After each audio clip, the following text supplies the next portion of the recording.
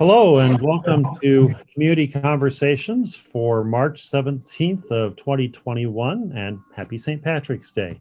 I am Pastor Park Hunter. I am the pastor at Onalaska United Methodist Church and the interim coordinator of the Interfaith Leaders Coalition, which is one of the sponsors of Community Conversations. And we're also grateful to English Lutheran Church, which hosts Community Conversations and takes care of the technology. I think Pastor Glenn is here with us today.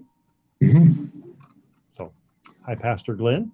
Community Conversations are intended to be meaningful and thoughtful discussions of important local topics, and they often have a faith-based perspective, as you might imagine, since they are sponsored by the Interfaith Leaders Coalition. And today our topic is what we've learned educating the La Crosse area during a pandemic. Now I'll introduce our speakers in a moment, but I want to let you know that you may send questions to us using the live chat feature on YouTube's live stream if you're watching this live, and I will share the questions with our panelists at the end of the program today. Also, recordings of the program remain available on our website at interfaithleaders.org. So if you want to go back and review something or share this with a friend, look for it there.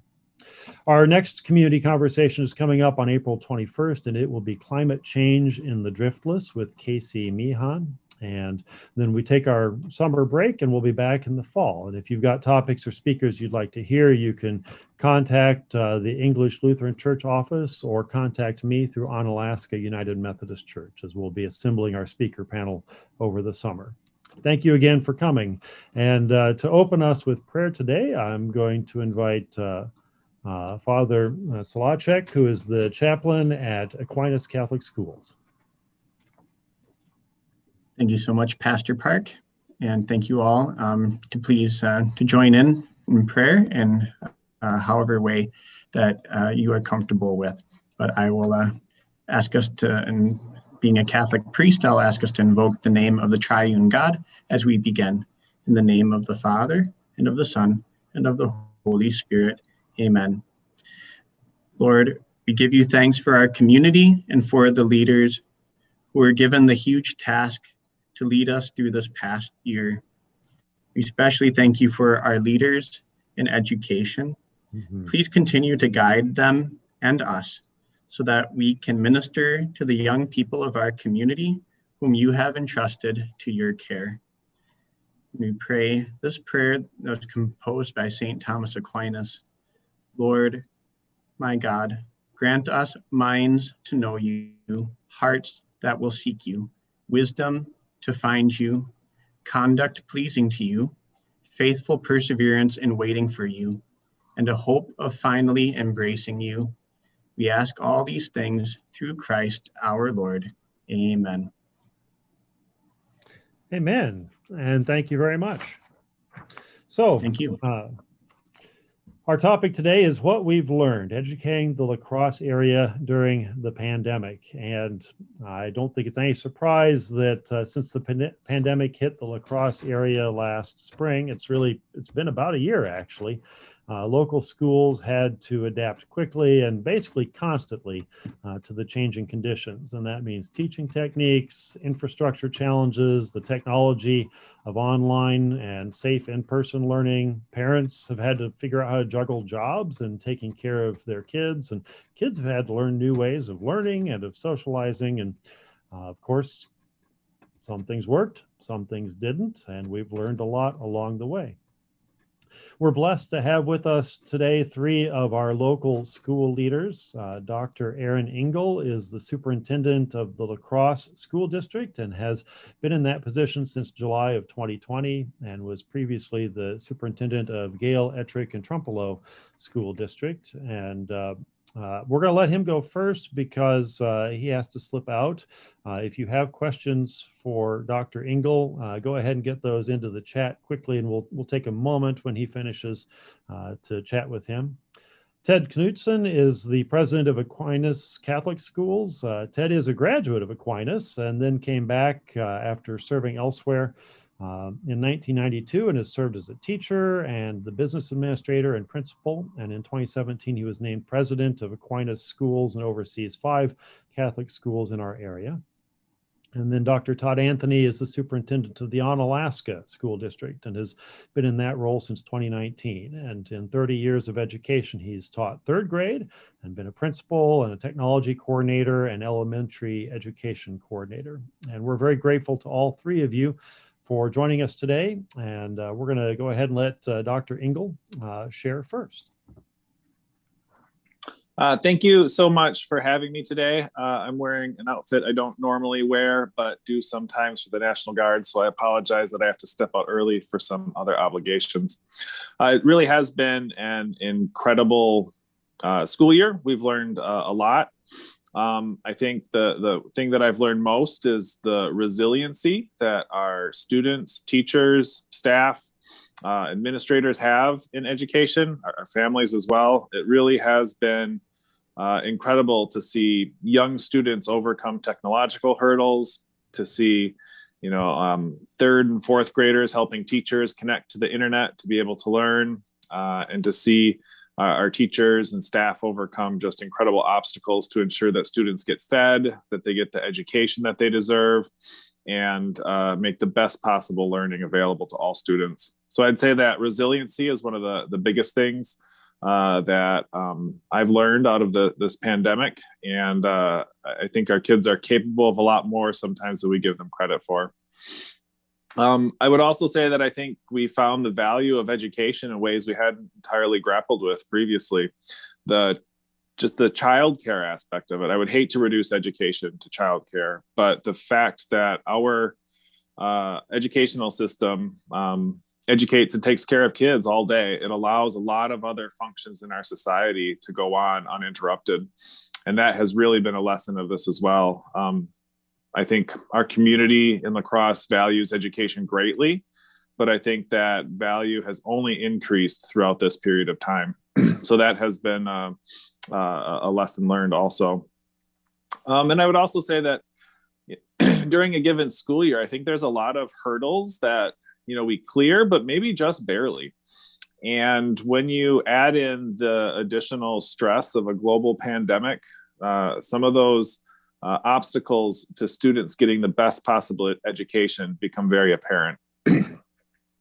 And so that really points to the need to, ongoing support for education, additional support for education, to ensure that each student gets what they need to be successful. Some of the more specific things I think that we realized are the importance of technology in distributing learning to students. It's certainly not a requirement, but I imagine, 30 years ago, had this pandemic happened, what would our response have looked like? What would have been the experience of students who were at home? And, it would have been paper packets, maybe some radio shows, maybe a television broadcast, but we were able to deliver really high quality instruction, individualized to students as a result of the technology that we have today. But that also places a burden on us. We need new devices. We need wireless access points. We need broadband out to our families, our homes. And so technology has been a boon, but it also has been a barrier in some cases to ensuring that each of those kids get what they need. And then the last thing that I would identify is really the importance of early childhood education and helping students get a good start. We had a lot of 4K and kindergarten students not show up this year in our enrollment numbers that we had anticipated. And I'll be curious to see what that means for us as we move forward. I know that our teachers are incredible and they'll help those students, catch back up or start in the best possible way. But it will be really interesting to see the impacts that loss of early childhood education has, and what can we do moving forward to ensure that each student gets that best possible start in school.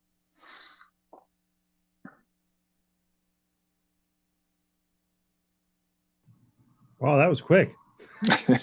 I can certainly add more, but I think those are really the highlights for me, is that resilience, the value of education in our community, technology and its importance in that early childhood component. and La Crosse has been we've tried to work very closely with our local school districts as well. I guess if there's another lesson too, I mean, we collaborated incredibly well with Holmen, Onalaska, West Salem, and Bangor. You know, we have very different communities in some ways, but we all also prize public education and education in general. And so we were able to work together weekly, multiple times a week in some cases, to collaborate on solutions, to try and hold hands through a very difficult time, to be a support group in a lot of ways. And that sharing of experiences, I think, made us a lot stronger. We may not always have picked the same date to return, or maybe the exact same choices for curriculum or other things, but you know, at the end of the day, you know, we were able to provide a much better education to our families in our area. And as I look around the state, I look at you know, other places, you know, that had a lot more controversy than La Crosse County did. And I'm sure there's a variety of factors to that, but I think the fact that we were considerate of each other, that we were working together, that made a huge difference in how our public was able to react to education and support us in that process. Part of that collaboration too was working with the county. You know, that anytime you're working with and even another agency, it can be challenging sometimes to navigate that, but that has also been a positive development of that. We didn't work as closely with the health department prior to this pandemic, and now I feel like we should all get honorary degrees in public health. But that has been a real positive outcome of this as well, just understanding another element of our community, developing positive relationships there, and knowing that we can work together for what's best for kids. Thank you, Aaron. On the chat, Polly asked if you can comment on how you were collaborating with private schools in our area as well, and what you learned there. Yeah, our collaboration with private schools is a little more limited. You know, we have less natural cost to do so. However, some of our funds that flow through the federal government go to private schools as well. And we provide busing for private schools. And certain services that are federally funded as well. You know, so we have an ongoing positive relationship with our private schools. We work closely with Aquinas on a variety of things. And so as some of those federal funds flowed out through the CARES Act or ESSER funds, you know, we made sure to work closely with our private school partners to ensure that, you know, those funds were distributed as they liked, and we were able to help facilitate that process.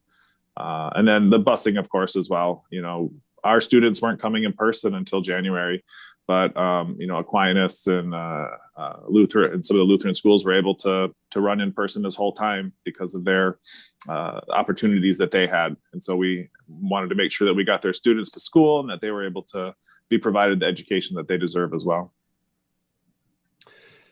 One of the challenges in La Crosse that I expect is that I know La Crosse's poverty level is much greater than some of the surrounding communities. And so you serve a lot of lower income students, families without resources. And I'm wondering how you address that, especially when we had to rely on technology for distance education for a lot of the pandemic.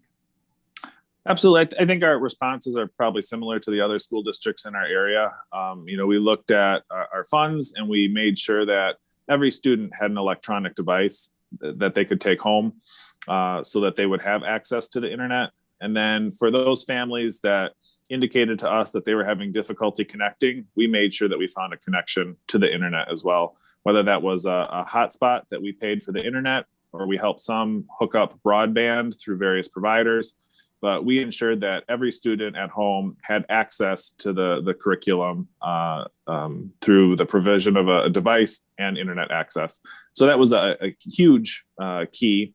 There are also some of our students, you know, that are not experiencing poverty, but have really significant disabilities.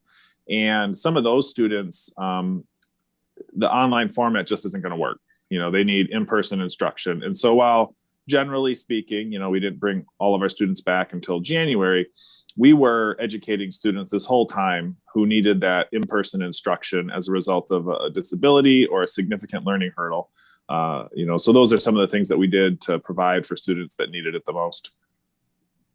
For some of those lower income families where both parents, if there are two parents, the parents are all probably working, sometimes working multiple jobs, and don't necessarily have, didn't necessarily have the time to provide that child oversight or educational supervision. What kind of adaptations did you have to make there? Yeah, well, we're fortunate to have an incredibly supportive community with a variety of organizations, including the YMCA and the Boys and Girls Club. And so we established partnerships with those entities to provide daytime care for students. And then we were able to use funding that we have to help offset the costs for parents. So in a lot of cases, it was free or nearly free for parents to find daytime care in the most difficult situations. And anytime a parent contacted us and said that they had an issue, we worked with them to find a solution, whether it was through a community partner or us helping out by providing in-person learning for a short period of time. Great. I know that you're going to have to slip out here. I don't know, Todd or Ted, if you had any quick questions or thoughts for Aaron before he has to go. Well, Aaron, again, we really appreciate your service to the La Crosse area and your service in the National Guard. So thanks for being with us today. Thank you so much for having me. All right, so next we'll go to Ted Knutson, who is president of Aquinas Catholic Schools. And Ted, what can you tell us about how Aquinas weathered this? Well, thank you, Pastor Park. And I think the first thing is what we found out is Western Wisconsin, the Coulee region, has some really great schools and great leaders, both public and private. And we found out that one size, it's a cliche, but one size doesn't fit all. And there's great options on this side of the state for our kids. Whether you want a big school system that, it's like La Crosse or a small public school system like Bangor and everything in between, you have a choice. In the private sector, Coulee Christian and the Lutheran schools, Luther High School, the Catholic schools, I think, provide great options. But with that, the challenges pretty much are the same. But in Aquinas' reaction to it, being smaller definitely helped us. We have about 1,000 students, K-12. Onalaska probably has almost 1,000 just in their high school. And certainly La Crosse has some big schools. So we were able to do some things, I think, a little bit easier than the bigger school systems could, surely. But it's been a long 12 months and since the shutdown. And what we learned when we first shut down in March of last year is that although we thought we were ready, and we were, we really needed to take a step up. So when this first started, we got through to the end of the school year, and we just knew that it wasn't good enough.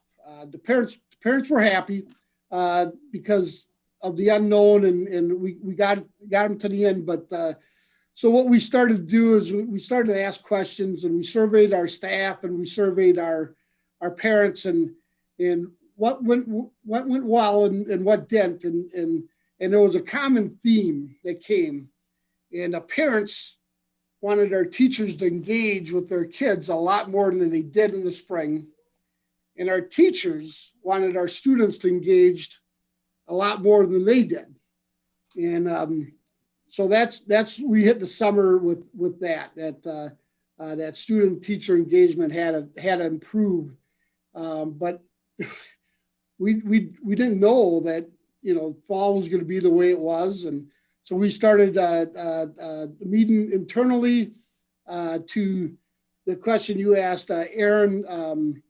Our public schools were meeting weekly with the county, and our public leaders, education leaders, made sure that they included the private sector. So I know Luther was invited. I know people from Coulee Christian was invited. We were invited, and we broke up into cohorts. Our elementary principals met with public school elementary principals and high school principals, central office, and we started developing plans. But things changed. The outbreak got worse, and so we got to the end of July, and everybody, at least for us, we said, well, we have to get an action plan together, and so we made decisions, and we decided K-8 we'd bring all of our kids back, all of our students back 100%. And then in our high school, we would do a blended hybrid system where one group would come on day one, and the next group would go on day two. And while the kids were home, they would be learning virtually. And we were small enough that we could do that and do the best that we can. We took several steps in the summer to train our staff. We brought in a company called Dependable Solutions, and they trained our staff on how to teach remotely. And the older sector, older group, the more seasoned teachers needed it probably more than the younger group, but that was a big step. But we hit the ground running with a lot of the same protocols that people were using all over. Limiting class sizes, keeping social distance, hand sanitizing, mask wearing. The governor's mandate actually helped us because there was a lot of debate: should we or shouldn't we? And that took the debate out. The mask were and that was very, very helpful. There's some debate on that, but with the governor's mandate, that took that out. We put water bottle fillers in all of our hallways that many schools have done well years in advance, but we were slow doing it. That motivated us. Plexiglass for our office staff. Some teachers actually asked to have plexiglass up around their desk, and we took those measures when needed.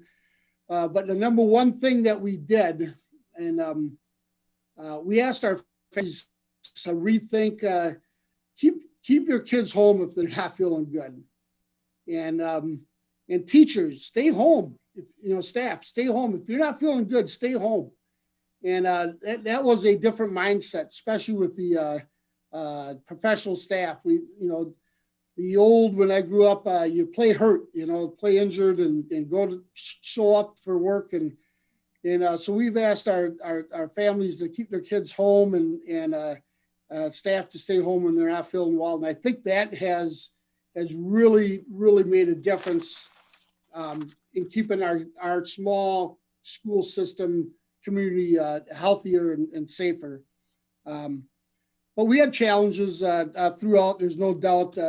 One of them is with all those protocols and virtual education, just adapting to teaching and learning. And it took a while, and we think we did a great job, but fatigue set in around semester time, a little after Christmas. It was tough on our teachers and our students, and so bringing everybody back in the high school has helped. We have only been back shortly, but the combination of virtual and hybrid has really been a challenge.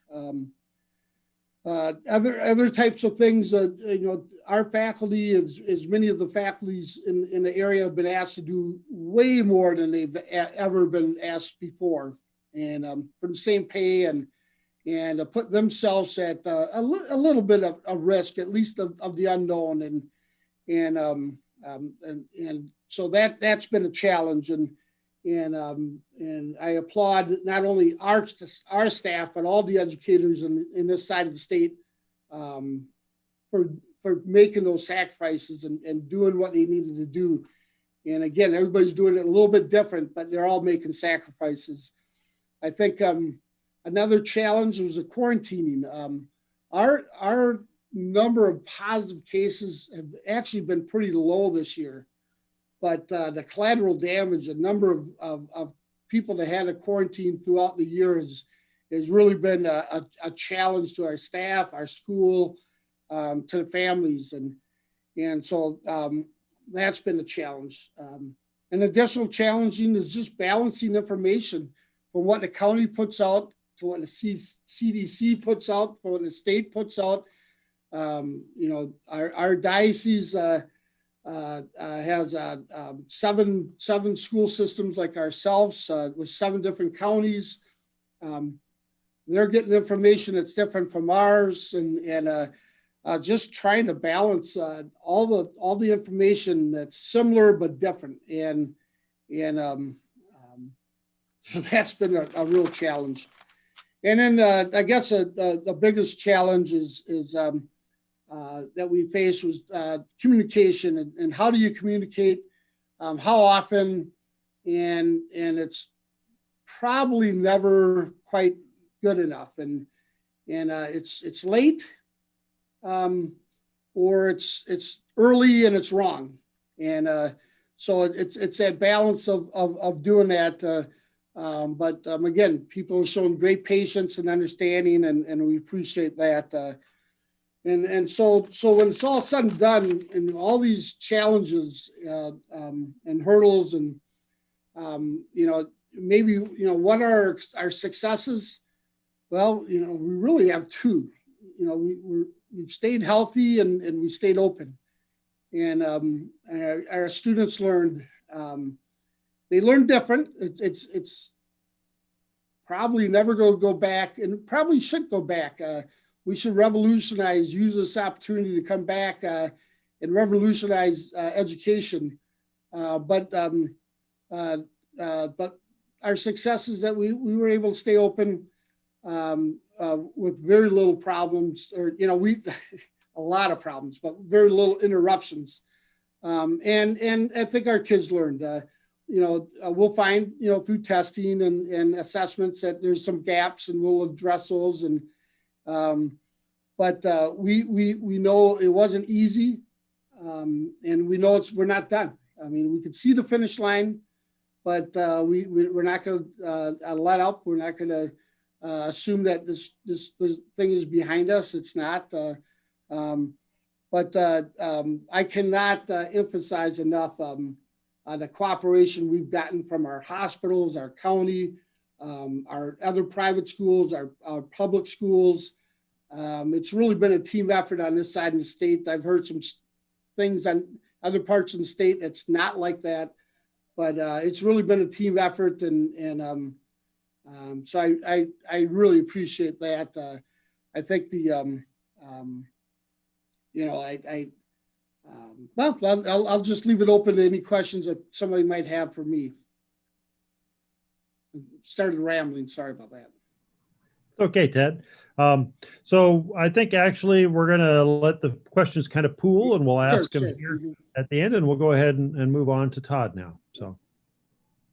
Well, thank you for this opportunity. I think these are a great structure for giving us as leaders an opportunity to reflect on what we've experienced and where we're at and how we're moving forward. And I think about this group of students moving forward. I think that there's going to be a lot of focus placed on, especially our youngest students throughout their school career and even into adulthood, as to what the effects of the pandemic will have on them, not only in the immediacy of what they experienced this past year, but how that potentially will affect all aspects of their life and livelihood moving forward. So that is kind of a guiding principle to make sure that we are doing absolutely everything that we possibly can to ensure that they're learning at high levels now and remediating any gaps that might be created through the acceleration of learning moving forward.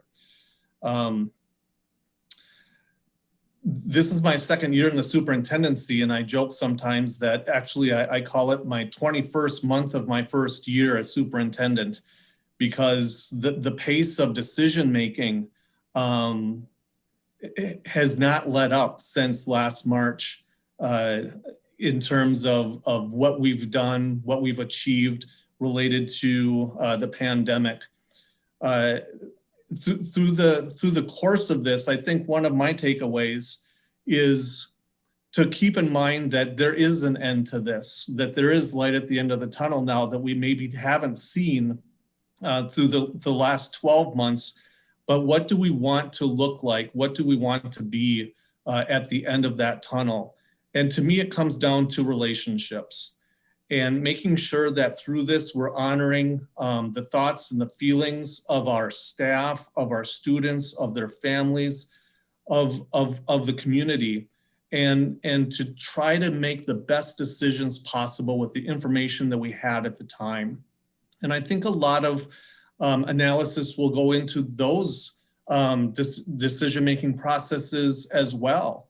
As a superintendent, we operate under the auspices of carefully crafted policies and procedures. And all of those were thrown out the window 12 months ago because there were no policies on how to respond to a pandemic. And so it did very much become a period of reaction as opposed to what we're normally used to in terms of strategic planning and responding to issues with a set guide and parameters for decision making. So it's been talked a little bit about that in the lack of guidance, what did we look to make decisions? And that was lacking also, whether it was from the federal government, the state, the county. What we were handed was a lot of guidance, but no clear direction necessarily. So I know a lot of districts chose different approaches to decision making. Some, like Onalaska and La Crosse, adopted gating criteria that was tied to community spread for decision making on when in-person learning was safe.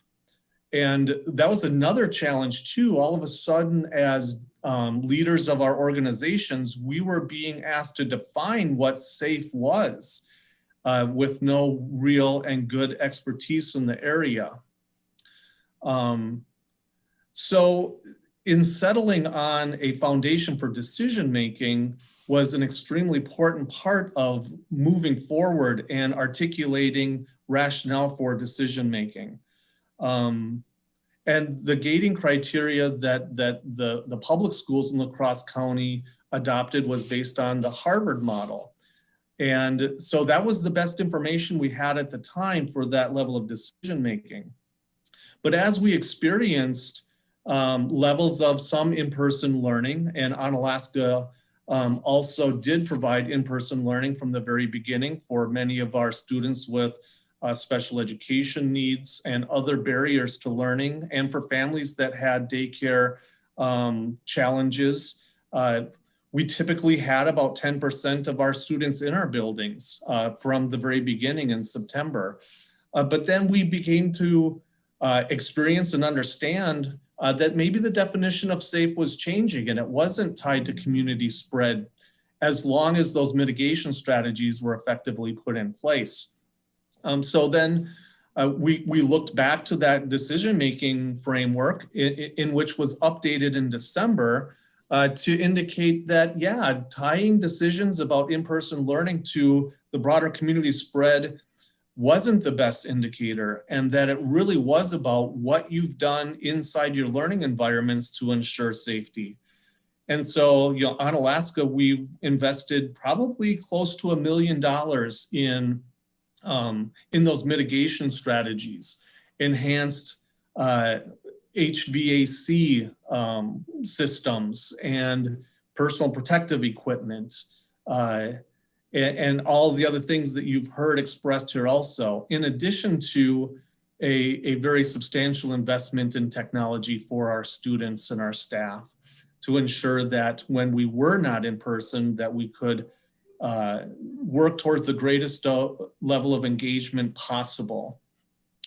I think one of the lessons learned also related back to the importance of relationships and maintaining those relationships when as we go through this and as we come out the other side is understanding this concept of personal risk tolerance, and that two people with very similar backgrounds could look at the same exact situation, have this same exact physiological makeup in terms of like their susceptibility to the virus, and come to very different conclusions as to how they were interpreting risk in that environment. And I've kind of equated it to Pastor Hunter, if you and I were at the state fair and we walked up to the bungee jump ride, and one of us looked at it and said, you said, I'm all in, let's do this. And I looked at it and said, there is no way I'm going to bungee jump. You know, people have very similar backgrounds, but they interpret what's being presented to them in terms of how they interpret risk in very different ways. And so the importance of listening to your staff, to your families, to the board, to the community, and honoring the fact that that's real. That experience of risk is real to everyone, no matter how they're interpreting it. And then balance that towards the greater good for the whole was very definitely a challenge moving forward with decision making. But very important, especially as we think about maintaining those relationships through the process and coming out the other side. So from my perspective, I will always wonder personally, could we have done more earlier in terms of in-person instruction? And I think that's an important question to ask ourselves, to reflect on, but to make sure that it does not interfere then with making plans for moving forward. And we do have an obligation to meet the needs of each and every one of our students with how they've experienced the pandemic, both from a social, emotional perspective and an academic perspective, and build systems and structures of support around our students and our staff and our families to make sure that we are doing everything possible to ensure that moving forward, we're meeting needs. And we are putting several things into place. We're developing a 3-year plan moving forward to address those things, which we'll bring to our board for review and approval. But that's our focus now, is thinking about moving forward. So with that, I think that's about my 10 minutes or so, but be very happy to answer any questions that people may have also. Sure, and thank you very much. So we do have some questions in the chat, and one of these I think kind of flows out of some of the things you guys have been talking about. Kathy would like to know what technology approaches that you've had to pick up, learn, apply that might be worth retaining after the students are able to return full time. And these questions are for either of you, so. I know one thing is in the fall, we had all video conference parent-teacher conferences. Our last round of parent-teacher conferences, we did accommodate parents where the technology didn't work for in-person conferences, but I absolutely do see like the communication with families through the video conferencing being an important component moving forward, and making sure that we allow for that option moving forward. Now that we've invested in Wi-Fi and devices for students, I do believe that we're going to continue with a lot of the different learning platforms, electronic platforms, to ensure that even if a student is home not feeling well, if they're well enough to engage in learning, they're going to have a video presence in the classroom potentially, but they will absolutely have access to be able to engage in their learning when they're not physically in the building. I also feel like, and we've started talking about this, that there may not be such a thing as inclement weather days anymore. That that the snow might be flying, but if we have proper heads up to it, that the devices are going to go home, and that there will be a level of learning on inclement weather days. And like the snow, I get the emotions around a snow day. And we balance that against, the need to make sure that our continuum of learning is maintained also. So off the top of my head, those are some things that I absolutely see will continue as we've experienced the implementation of technology this past year. Sure. Ted? I agree with everything Todd said. I might add too that things like teacher notes, little lessons that teachers can post online in person, I think just enhances the the education moving forward too. So a lot of what Todd said is spot on, and then just some little tools like that where if kids didn't take the notes or missed the notes for whatever reason, they could go back online and find them, and things that we've been doing a little bit moving forward, but I think that will become a much bigger piece. Okay. I know that I have a family who had to travel for a wedding event, and they had young kids who were like, yay, we're out of school for a week. And the parents were like, we have Wi-Fi in the car. You're going to be in school while you're on the road. Oh, so another question, and this has to do with students. And I think students, again, they're amazingly resilient, as Aaron said earlier, but what did you see students doing in terms of working to maintain peer relationships during this time? How did they adapt and maintain friend groups? I'll go for that. That's a great question. A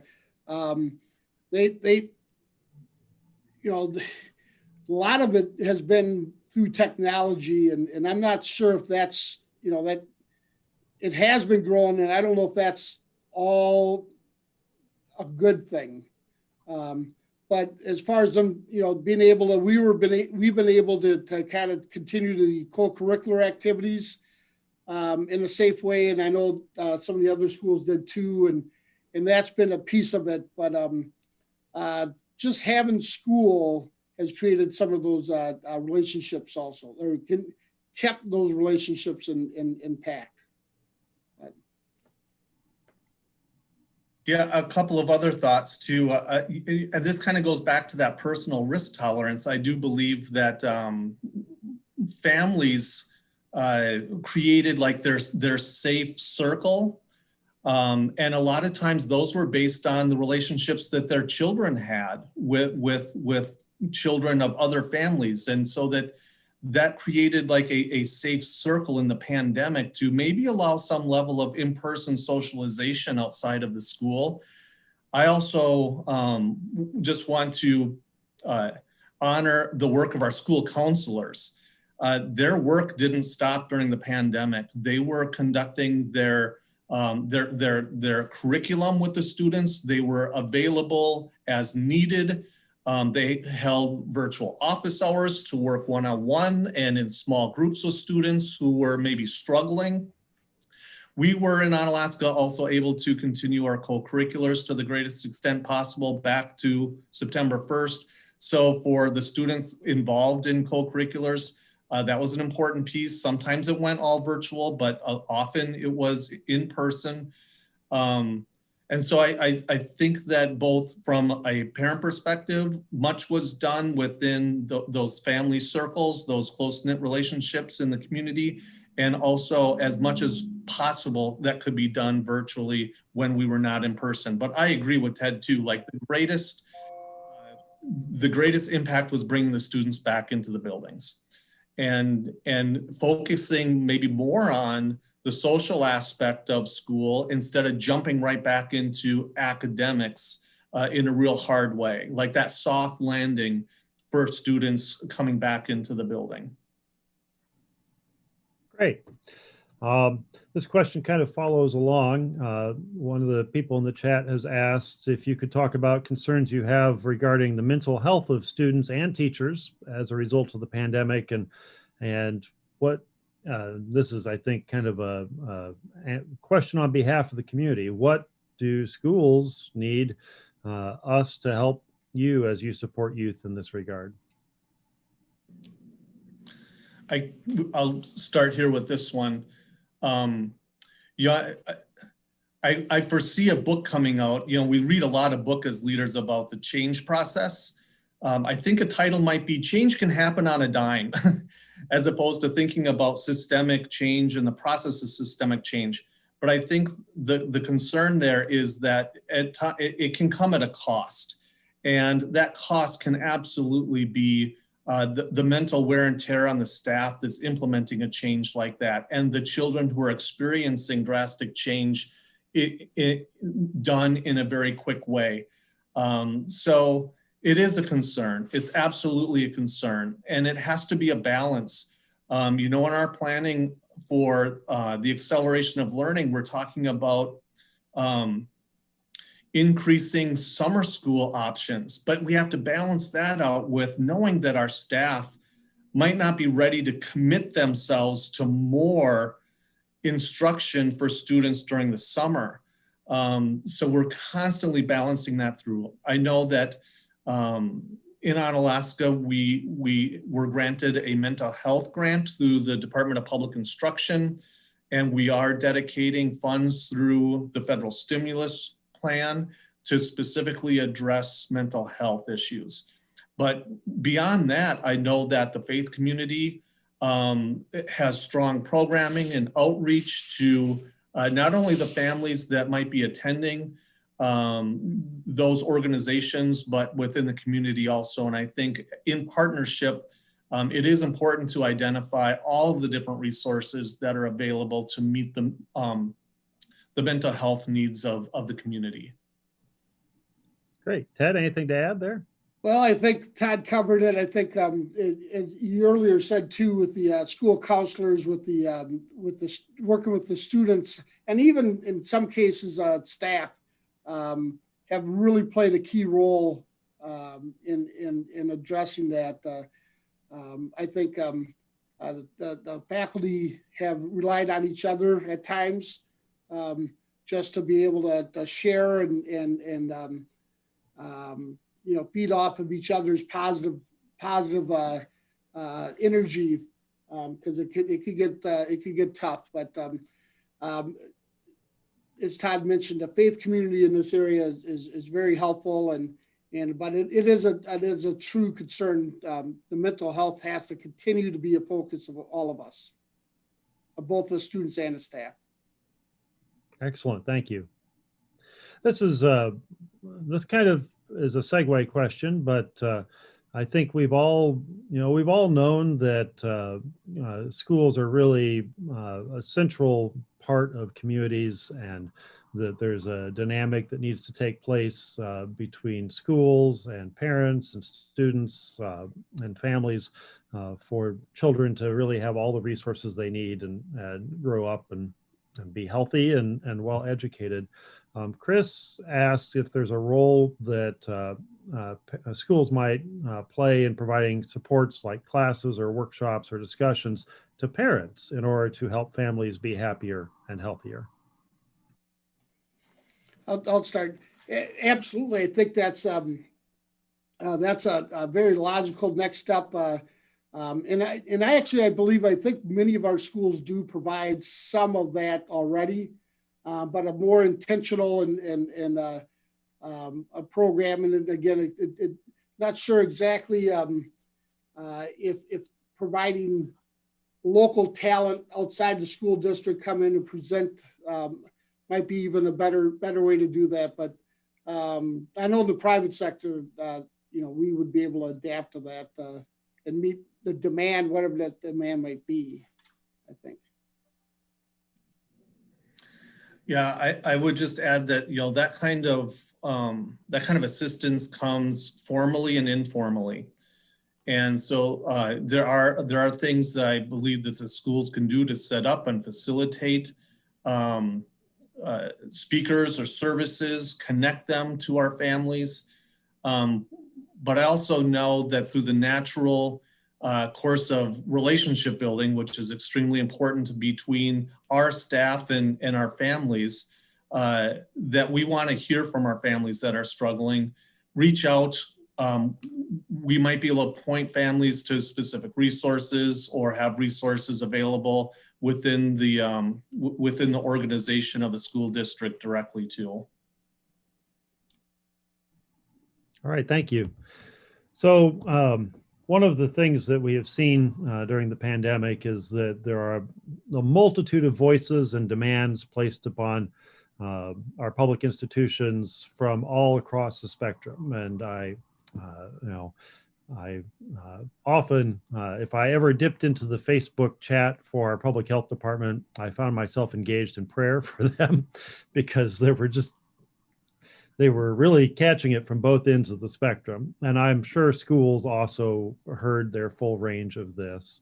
And schools, traditionally America has valued our education system as an important part of our shaping our civil discourse. A well-educated public can also be well-educated voters and leaders, and that leads to a better society. Wesley would like to know that in light of the different choices about masks and vaccines that are out there, what role education plays in the ongoing tension between individual desires and community cohesion or the public good. Just a little question for you guys. Well, I think the basis to an answer of that is making sure that we're teaching children how to think critically, to find information, to analyze information, to scrutinize information, and to have a solid framework to come to conclusions.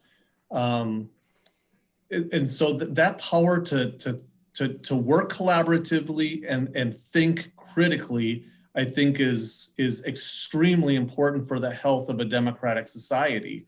That's kind of like the big 50,000 foot answer to that question.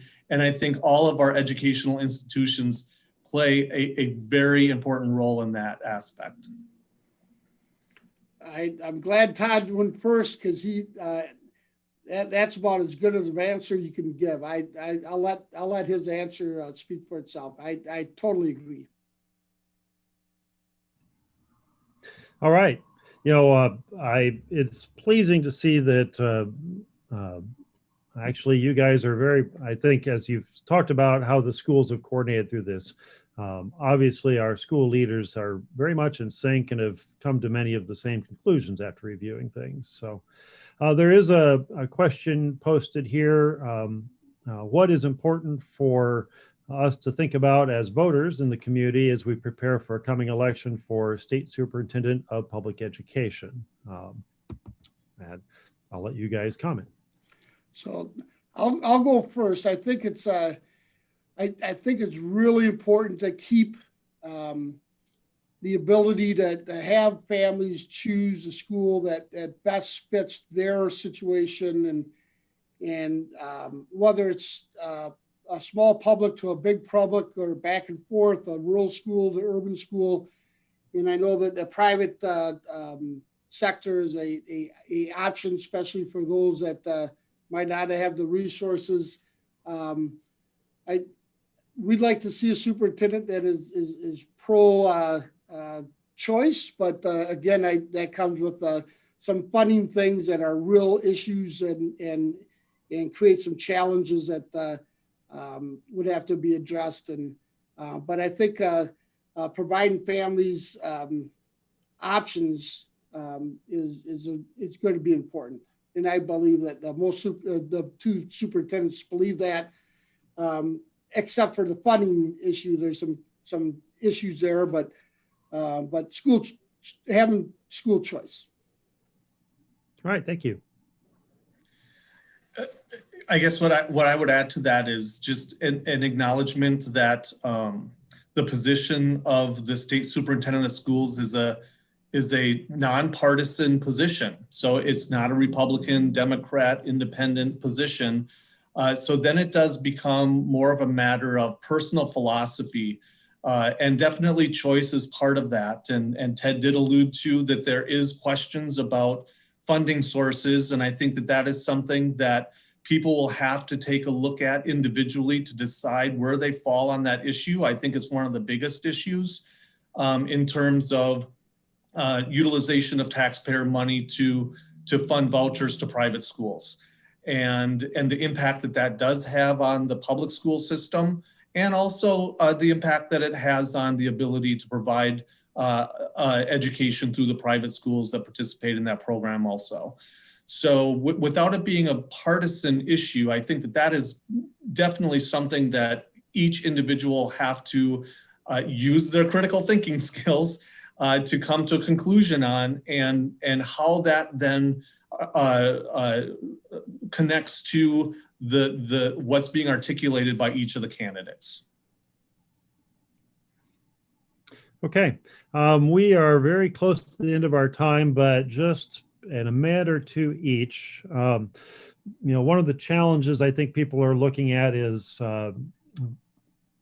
with all our best efforts, this has not been a normal school year, and odds are that kids have missed some things that they might have otherwise had the chance to learn or pick up. So what are you guys thinking in terms of how we're going to help kids catch up in the year ahead? Well, I mentioned in my remarks that we are putting together a 3-year plan to present to our school board and bring to our community. It includes a lot of different things that are on the table. It starts with making sure that we are bringing all of our students back, and that we're creating a safe environment to maintain in-person learning to the greatest extent possible through the end of the school year. So that vigilance with the mitigation strategies is hugely important. Thinking then beyond the school year, I had mentioned the enhanced summer school programming offering, where we normally have a 3-week program in July. We're also offering opportunities in June and August. We're putting together plans to enhance after-school programming. Right now, we partner with the YMCA to provide surround care in each of our elementary buildings. We want to strengthen that partnership and do what we can to make sure that there's an academic component that is driven by the school district during that programming. We want to be able to offer one-on-one tutoring for families who experience struggles through the pandemic, and make sure that we're providing resources that way. We want to take an equity lens when we look at the effects of the pandemic on our families, and making sure that we're being targeted in what is needed and what resources we're developing and bringing to bear. And this is where the stimulus money from the federal government is going to be hugely important, because these are not things that are normally budgeted for through our general fund, through state funding. And Erin had mentioned that part of that stimulus money does flow to the private schools, so that they have the ability to set up what meets the needs of their families also. So those are some things. There are other things in the works also within that 3-year plan that are being developed. But those are like the main ones that we're thinking about right now. Okay. And at Aquinas, we're going through the similar planning. We don't have a 3-year plan. We're in our discussions. Come back after Easter.